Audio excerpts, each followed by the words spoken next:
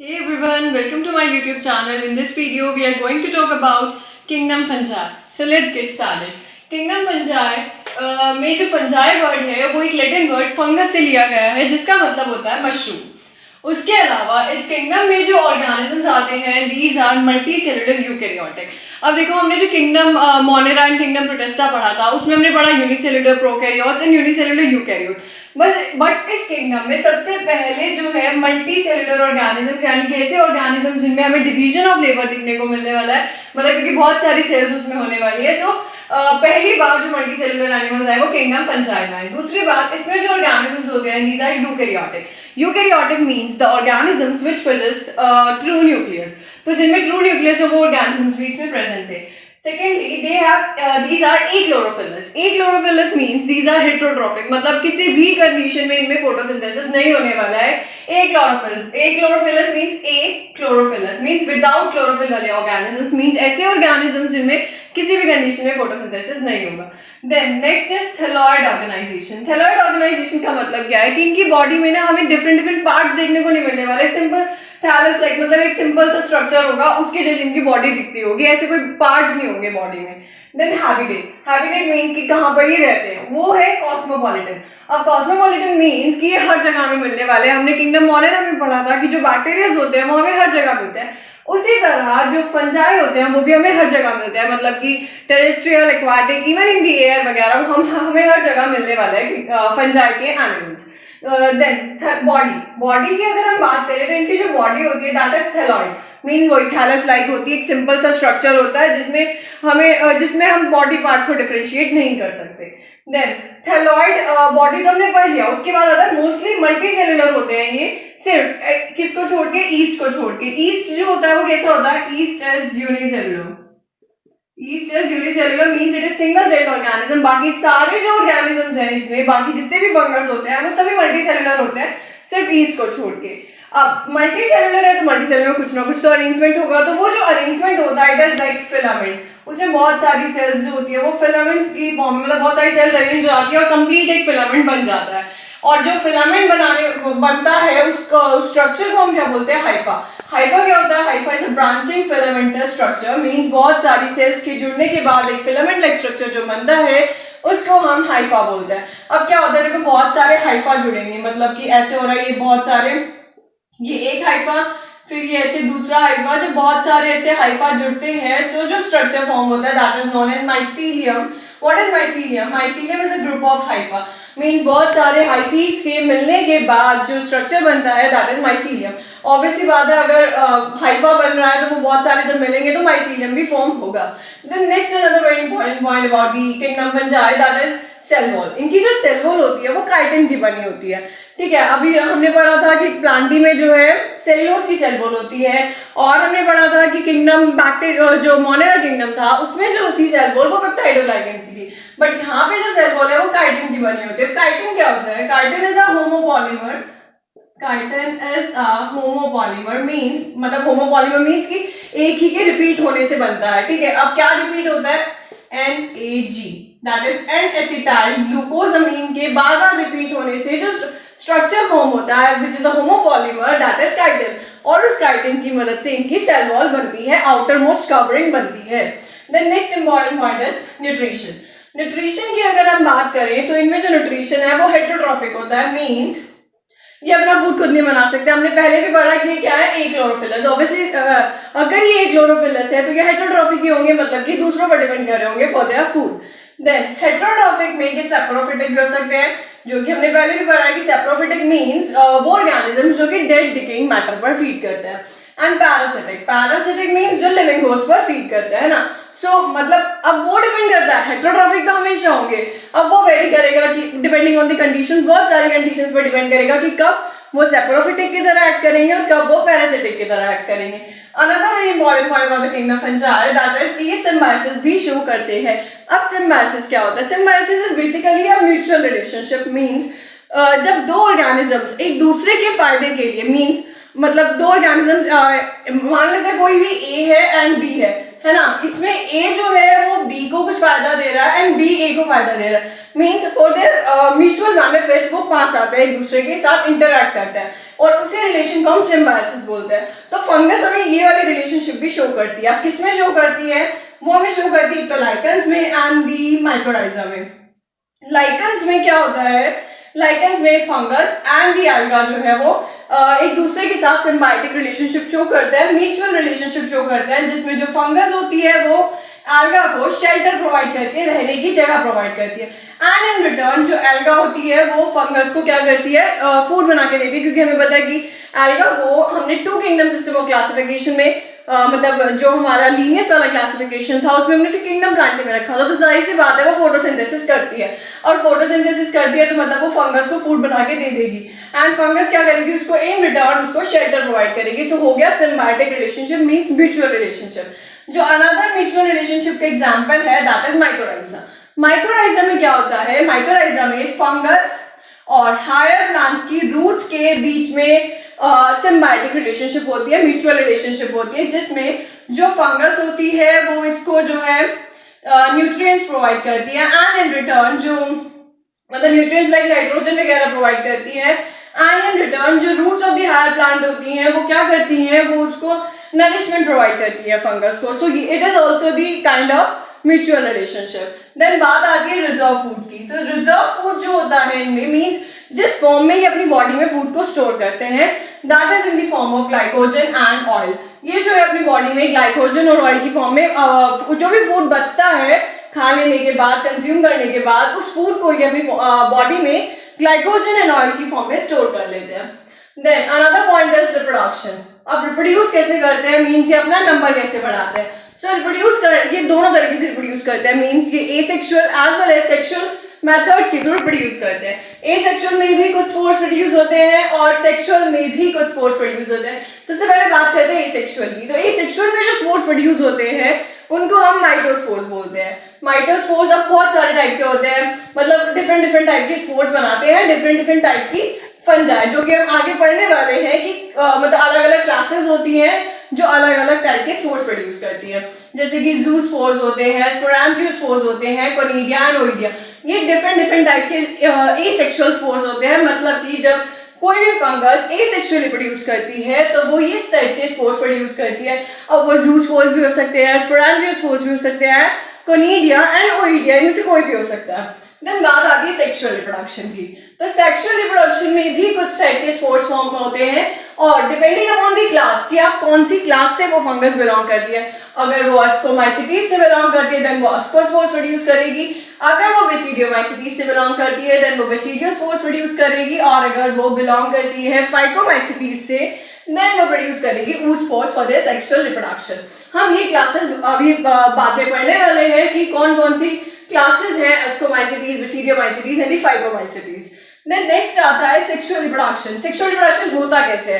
तो sexual reproduction basically 3 steps में हम पढ़ते हैं, जिसमें पहला जो स्टेप आता है that is plasmogamy. First step is plasmogamy. What is plasmogamy? Plasmogamy is basically the fusion. It is the fusion of protoplasm. Plasmogamy is the fusion of protoplasm means दो फंगस के फिलामेंट्स पास आते हैं और उनके protoplasm fuse करते हैं। मतलब अभी कुछ ऐसी कंडीशन अराइज हो जाएगी, let's say it is a मतलब ये एक पहली वाली फिलामेंट हो गया, पहली वाली फंगस का फिलामेंट, और ये दूसरे वाली का। जब ये पास आएंगे तो इनके न्यूक्लियसेस हो गए ये, और जब इनमें फ्यूजन हुआ तो सिर्फ प्रोटोप्लाज्म का फ्यूजन हुआ, तो इनमें इस तरीके की कंडीशन हमें मतलब दिखाई देगी, जिसमें क्या होगा? मल्टी न्यूक्लिएटेड कंडीशन होगी। अभी मतलब अभी सिर्फ और सिर्फ प्रोटोप्लाज्म का फ्यूजन हुआ है, अभी न्यूक्लियस का फ्यूजन नहीं हुआ है। Then the next step is karyogamy. Karyogamy में क्या होता है? कैरियोगैमी में देखो, कैरियो हम पढ़ते हैं cell the unit of life chapter में कि जो कैरियो वर्ड है उसका मतलब होता है न्यूक्लियस। कैरियो मतलब न्यूक्लियस, और गैमी तो हम बचपन से पढ़ते आ रहे हैं कि गैमी का मतलब होता है fusion. So fusion of the nucleus that is karyogamy, है ना। तो इस स्टेप में क्या होता है? इनमें ये जो मल्टी न्यूक्लिएटेड कंडीशन अराइज हुई थी, मतलब ये जो दो न्यूक्लियस है जिनका भी फ्यूजन नहीं हुआ था, दो डिफरेंट फिलामेंट्स के फ्यूज करने से वो अब फ्यूज कर जाएंगे। अब मतलब हमें एक ही न्यूक्लियस दिखाई देगा, दो न्यूक्लियस दिखाई नहीं देंगे। तो that is the second step, karyogamy. Then the third step which is most important that is meiosis. Meiosis में क्या होता है, मियोसिस एक टाइप का डिवीजन होता है जिसकी मदद से अब ये डिवाइड करके क्या करता है, हैप्लॉइड स्पोर्स प्रोड्यूस करता है। ठीक है, सो ये जो फंगस ये जो फॉर्म हुआ है, जाइगोट फॉर्म हो गया ना, सो ये जो जाइगोट है अब ये क्या करेगा, मियोसिस करेगा, मतलब ये डिवीजन करेगा और इससे बहुत सारे हैप्लॉइड स्पोर्स प्रोड्यूस होंगे। वो हैप्लॉइड स्पोर्स फर्दर अच्छी कंडीशंस आने में क्या करेंगे, रिप्रोड्यूस करेंगे। So now let's talk about the classes. मतलब कि किंगडम फंजाई को हमने कुछ क्लासेस में डिवाइड किया है, which are phycomycetes, ascomycetes, basidiomycetes and the deuteromycetes. ये किस बेसिस पे है? सबसे पहला जो बेस है that is the morphology. Morphology किसकी? मॉर्फोलॉजी माइसीलियम की। माइसीलियम किस तरीके का दिखता है उसके बेसिस पर हमने 4 क्लासेस बनाई है। अब किस तरीके का दिखता है मतलब कि सेप्टेट है या फिर एसेप्टेट है, सेप्टेट है या फिर एसेप्टेट है। तो सेप्टा का मतलब क्या होता है? सेप्टा का मतलब होता है सेपरेशन। Septa means separation. तो अगर हमें दो सेल्स के बीच में, मतलब कि अगर जैसे ये कोई सेल्स है, अगर इनके बीच में सेपरेशन प्रेजेंट है तो ये क्या हो गया, ये हो गया सेप्टेट। ठीक है, और अगर सेपरेशन प्रेजेंट नहीं है मींस इस तरीके का कुछ अरेंजमेंट है, ऐसा अरेंजमेंट है जिसमें हमें बहुत सारी सेल्स एक मतलब ऐसा मल्टी न्यूक्लिएटेड कंडीशन सी नजर आ रही है, तो वो हो गई एसेप्टेट, क्योंकि उसमें सेल्स के बीच में कोई सेपरेशन प्रेजेंट नहीं है। ठीक है, सो एसेप्टेट में कौन आती है? एसेप्टेट में आती है फाइकोमाइसिटीज। एसेप्टेट में आती है फाइकोमाइसिटीज, मींस फाइकोमाइसिटीज की सेल्स के बीच में कोई भी सेपरेशन नहीं होता। और सेप्टेट में कौन आता है? सेप्टेट में आता है हमारा ascomycetes, basidiomycetes and the deuteromycetes. ये तीनों ही जो होती है सेप्टेट होती है, बट सिर्फ अकेली कौन, फाइकोमाइसिटीज जो होती है वो एसेप्टेट होती है, मींस उसमें सेल्स के बीच में कोई भी सेपरेशन नहीं होता, मींस वो क्या होती है, सिनोसिटिक। अब सिनोसिटिक एक नई टर्म है। सिनोसिटिक का मतलब क्या होता है? सिनोसिटिक का मतलब होता है कि जब सेल्स के बीच में सेपरेशन ना हो जिसकी वजह से मल्टी न्यूक्लिएटेड कंडीशन अराइज हो जाए, मींस हमें ऐसा लगे कि भाई ये तो एक ही सेल है और एक ही सेल में बड़े सारे न्यूक्लियस प्रेजेंट है। सो ये कंडीशन हमें फाइकोमाइसिटीज में देखने को मिलती है। बाकी सभी जो होती है वो हमें यूनिन्यूक्लिएटेड नजर आती है उनमें, क्योंकि सेप्टा प्रेजेंट होता है बीच में। ठीक है, देन अनदर पॉइंट आता है मोड ऑफ स्पोर फॉर्मेशन, कि स्पोर किस मेथड के थ्रू प्रोड्यूस हो रहा है। हमने पढ़ा था कि डिफरेंट टाइप के स्पोर्स बनते हैं asexual as well as sexual reproduction में। So mode of the spore formation से भी ये 4 क्लासेस डिफर करती है जिसकी वजह से बनाई गई है। ठीक है, देन जो अनदर आता है that is the fruiting body. The last point is fruiting body किस टाइप की है। तो यार फ्रूटिंग बॉडी में ना इनमें अलग अलग टाइप की होती है, जिसकी वजह से हम इनको अनदर 4 कैटेगरीज में डिवाइड करते हैं। सबसे पहले बात करते हैं फाइकोमाइसिटीज की। सो जो फाइकोमाइसिटीज है उसको हम बोलते हैं एल्गल फंजाई।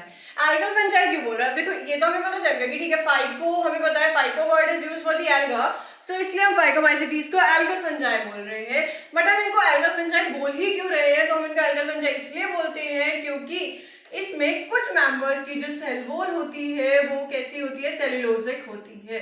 सो some members possess cellulosic cell wall.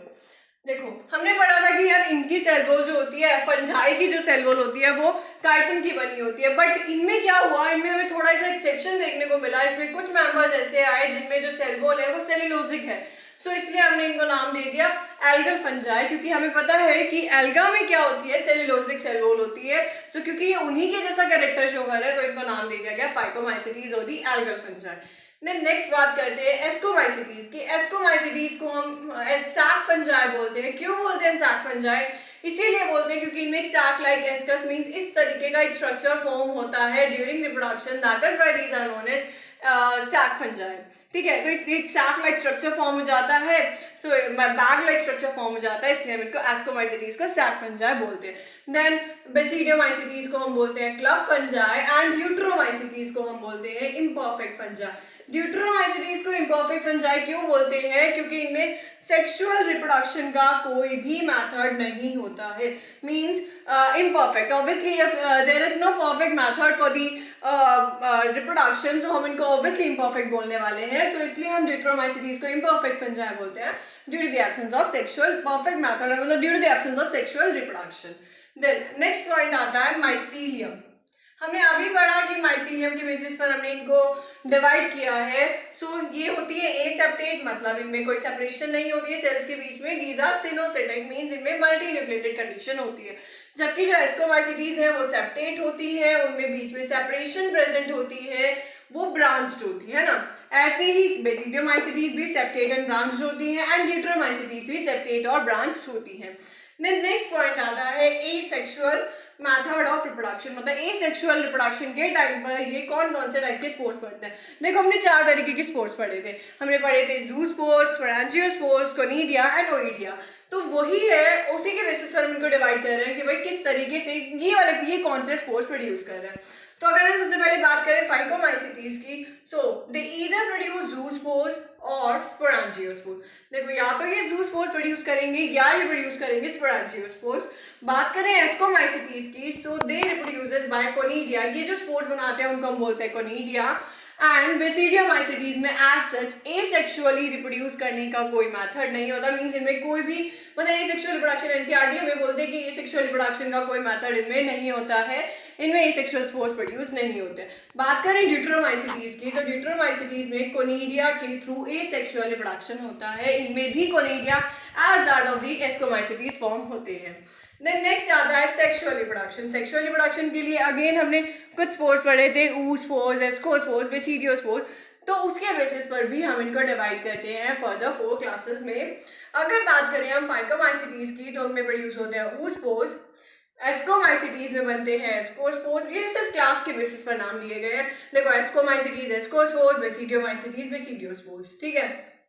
फिर बात आती है ड्यूटेरोमाइसिटीज की, तो हमने पढ़ा कि हम इनको इम्परफेक्ट फंजाई ही इसलिए बोल रहे हैं क्योंकि इनमें कोई सेक्सुअल रिप्रोडक्शन का मेथड नहीं है, तो मतलब इनमें कोई भी सेक्सुअल स्पोर्स बनने वाले नहीं है। देन बात आती है फ्रूटिंग बॉडी, ठीक है। तो जब ये जो स्पोर्स होते हैं, जब वो मतलब फर्दर जर्मिनेट होते हैं, जब आगे फंजाई फॉर्म करते हैं, तो उस दौरान जो फ्रूटिंग बॉडीज फॉर्म होती हैं उसकी अगर हम बात करें, उसके बेसिस पर भी हम इनको डिवाइड करते हैं फर्दर 4 क्लासेस में। सो फाइकोमाइसिटीज में कोई फ्रूटिंग बॉडी फॉर्म नहीं होती है, एंड क्योंकि वैसे भी ये लोअर फंजाई होते हैं, तो इनमें कोई फ्रूटिंग बॉडी फॉर्म नहीं होती है। बात करें एस्कोमाइसिटीज की, तो उनमें बनता है एस्कोकार्प, अगेन है ना। तो फ्रूटिंग बॉडी है, कार्प, कार्प वर्ड यूज ही फ्रूटिंग के लिए होता है ना, फ्रूट के लिए होता है। सो एस्कोकार्प मीन्स नाम उसके नाम पर ही पड़ गया, क्लास के नाम पर। सो एस्कोमाइसिटीज एस्कोकार्प, बेसिडियोमाइसिटीज बेसिडियोकार्प, और ड्यूटेरोमाइसिटीज में अगेन कोई भी फ्रूटिंग बॉडी फॉर्म नहीं आती है। देन बात करते हैं हम इनके एग्जाम्पल्स की। सो एग्जाम्पल्स की अगर हम बात करें, सो फाइकोमाइसिटीज में जो एग्जाम्पल्स हैं, दीज आर, मतलब जो मेंबर्स फाइकोमाइसिटीज से बिलोंग करते हैं, उसमें हम सिर्फ एनसीईआरटी की एग्जाम्पल्स की बात करते हैं, जिसमें आता है Rhizopus, Mucor and the Albugo. Rhizopus को हम ब्रेड मोल्ड भी बोलते हैं। Rhizopus is also known as bread mould, means ये हमें जो ब्रेड पे जो फंगस लगता है वो राइजोपस होता है, ठीक है। सो फाइकोमाइसिटीज में हमें कौन कौन आते हैं, राइजोपस आता है, म्यूकर एंड एल्ब्यूगो। एल्ब्यूगो जो होता है वो हमारे जो मस्टर्ड होता है, मीन्स जो सरसों होता है, उस पे जो फंगस लगता है, दैट इज एल्ब्यूगो, ठीक है। देन आता है next class, that is the ascomycetes. Ascomycetes की अगर हम बात करें, सो एस्कोमाइसिटीज में आते हैं हमारे पास Claviceps, Neurospora and the Aspergillus, ठीक है। क्लेविसेप्स, न्यूरोस्पोरा एंड एस्परजिलस, ये जो होते हैं किससे बिलोंग करते हैं, एस्कोमाइसिटीज क्लास से। अब जो न्यूरोस्पोरा है ना, उसके बारे में बहुत ही स्पेशल पॉइंट है, वो क्या है कि न्यूरोस्पोरा को हम ड्रोसोफिला ऑफ प्लांट किंगडम बोलते हैं।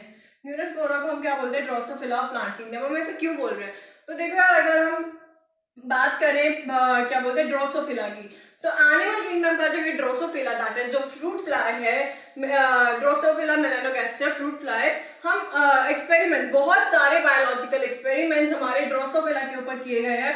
सेम एज जैसे कि एनिमल किंगडम में ड्रोसोफिला में हम बहुत सारे एक्सपेरिमेंट्स करते हैं अपनी स्टडीज के लिए, उसी तरह से हम प्लांट किंगडम में अपने जो एक्सपेरिमेंट्स हैं वो सब न्यूरोस्पोरा पे करते हैं। तो हम बोल देते हैं भाई जैसे हमारा एनिमल किंगडम का ड्रोसोफिला है, ऐसे ही प्लांट किंगडम का न्यूरोस्पोरा है। So Neurospora is also known as Drosophila of plant kingdom. Then another class is basidiomycetes. Basidiomycetes के एग्जांपल्स की अगर हम बात करें, so that is Agaricus. Agaricus को हम कॉमन भाषा में मशरूम भी बोलते हैं, जो हम खाते भी हैं।